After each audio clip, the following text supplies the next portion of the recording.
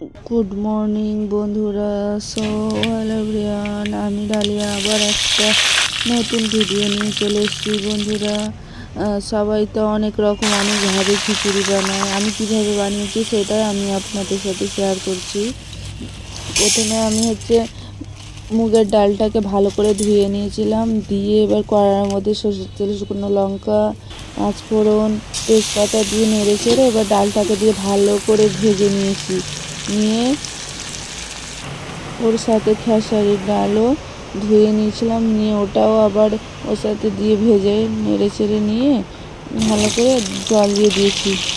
জল দিয়ে আবার পাশে আরেকটা কড়াইয়ের মধ্যে ভালো করে কেটে ধুয়ে রাখা আলু তেলের ওপর দিয়ে পরিমাণ মতো নুন দিয়ে ভাজছিলাম। এটা খিচুড়িতেই দেওয়া হবে এই আলুটা।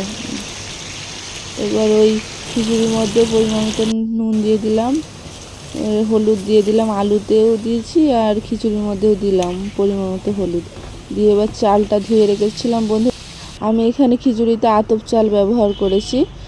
দিয়ে আতপ চালটা ধুয়ে দিয়ে দিলাম, আর পাশেতে আলুটাও ভাজা হয়ে গেছিলো, তুলে রেখেছি। এবার সবজিগুলো কেটে নিয়েছি। আমি কি সবজি নিয়েছি দেখুন বন্ধুরা, কুমড়ো, গাজর, বিনস, বরবটি, টমেটো, এইসব সবজি দেবো আমি।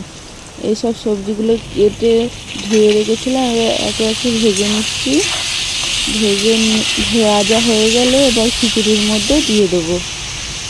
সবজিগুলো ভাজার সময় আমি গাজরটা ভালো করে ভেজে নিই, ওর মধ্যে বিনস আর বরবটিটা দিয়ে ভালো করে ভেজে নিয়েছিলাম। দিয়ে অল্প পরিমাণে একটু নুনও দিয়েছিলাম ভাজার সময়।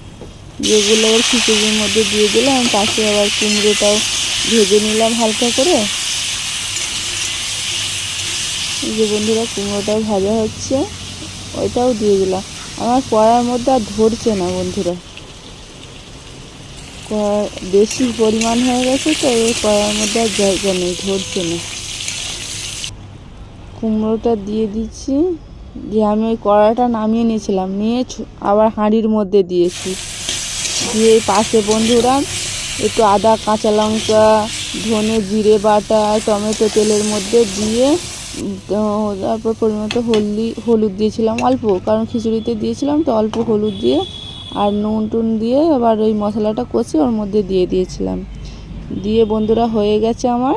হয়ে গেলে আমি এই নামিয়ে নিয়েছি। নামিয়ে নেওয়ার আগে পরিমাণ মতো নুন আর এই কম হয়েছিল অল্প একটু দিয়ে, আর তোমার গরম মশলা ছড়িয়ে নামিয়ে নিয়েছিলাম। পাশে আবার পটল ভাজছিলাম। পটল